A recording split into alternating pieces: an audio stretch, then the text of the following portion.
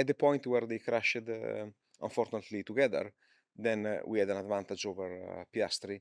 So actually, I think that the safety car wasn't having any effect, let's say, on our final part of the race.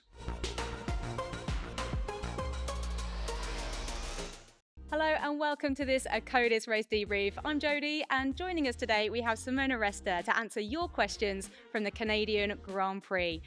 So Simone, what a fantastic weekend to kickstart off with. We've had the success of Dorian Pan in F1 Academy, George's pole to flag victory, and Kimi's very first F1 podium. How are the team feeling?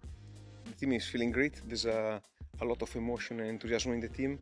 It has been a very positive start of the season for us, and this is just a great result at the right time in the season. Yeah, I felt it was needed after that triple header as well, so we're on the right path. In terms of upgrades that we brought to track, how much were they a key performance for the car across the weekend? I think every race we try to bring something, and there are incremental steps, so they're not game changers, and they always help. But I think that is our car was particularly well suited into this condition, and also we worked quite a lot on the setup and approach with the drivers, and I think we made a step with the car overall. Because it was the upgrades from Imola as well, is that correct? Yeah, first of all, we brought to Canada a development on the floor and also on the front brake duct, and also we tested again on Friday a rear suspension that was tested before in Imola, and then we confirmed it on Friday and we raced it on Saturday and Sunday. Perfect. And then we've had a question coming in from a new fan. They are trying to understand a bit more of what made Kimi's performance so fantastic on track. Looking at the technical aspects, how did he get such that great start, overtaking Piastri and keeping him behind him at the start of the race? Well, first of all, we have to remember that he's just the 10th race of his career in Formula One, so he's quite, say, new in the business still. And he was the first time he was racing in Canada, so a lot of new learning on a quite a difficult and technical track like Canada. He was able to, like you say, to start very well and then to defend in the first two corners to Piastri and actually gain position. And that I think it was a key step, let's say, for his race development. Then later in the race, he was able to fight for the first two stints with Max, always trying to overtake him, and Max was always defending and being able to pit stop before being overtaken. And at the end of the race, he was defending very well on Piastri. So very exciting performance, just a sign of his potential, and it's going to be fun. Looking at strategy, I feel like we often highlight it when strategy maybe hasn't played out well. It was beautiful this weekend. How did we decide to go for that medium hard strategy? Well, earlier in the week and also before the event, we were thinking to consider the option to do one stop, so medium and hard. But of course, you need to go on the track, understand how the tires are really lasting, and also see how the weather is changing. And during the weekend, for example, the temperature has been creeping up slowly, but a little bit step by step, which of course makes more and more difficult to do a one-stop strategy. In our case, we decided to stop early and defend onto a possible undercut from Max. That was our first stint, which of course then dictated also the development of the race. And then in the second stint, we decided instead to stay out more and gain tire advantage over Max.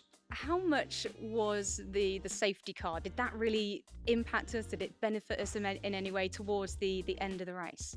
Kimi in the last stint was pushing quite a lot to try to catch up with Max, and then he got a bit more degradation on the tires.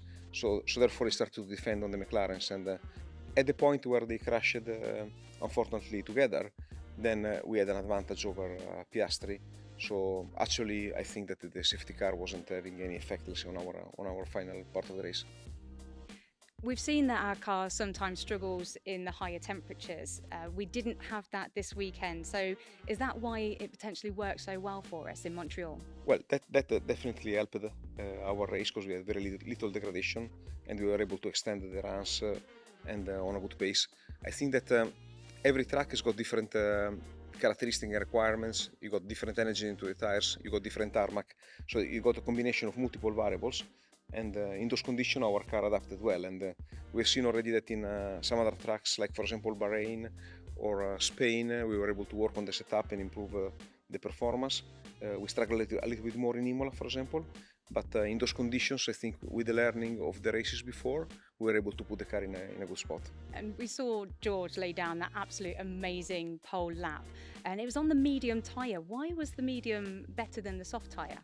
It's an interesting point, and we have seen already a first hint of this characteristic in Imola this year. And we have to remember that the medium tyre that we've been racing here actually is the soft tyre of last year. And all the compound has been shifted one shift toward the softer end of it. And we believe that the tires were similar in terms of overall lap time, with the soft maybe being maybe a bit quicker, or let's say similar lap time. But with the medium, we believe that it was a bit easier, let's say, to manage, and would also offer better performance on multiple laps. We saw across the weekend George talking to Dorian Pain. How much do our drivers get involved in her preparation for races?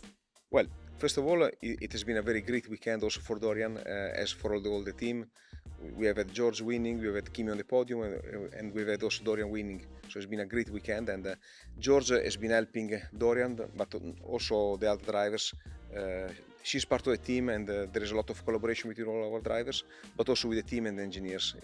The collaboration is there. Yeah, absolutely fantastic seeing her leading that championship, and hopefully getting quite the lead now. Absolutely, she's on a very good momentum, so we look forward to the next race. So as we look ahead now for Austria, are we looking to have a repeat of the performance that we've seen in Montreal? Yeah, I would sign everywhere just to repeat it, but I'm not sure it's going to be that easy. And we learned a lot from the start of the season in those conditions. Like I mentioned, we learned some characteristics in Imola, in Spain, and I think we'll be building step by step, let's say, our understanding going into Austria. Of course, we got also new parts coming into the car in those races that they will always help, let's say, in improving the performance. So let's see what we can get in Austria.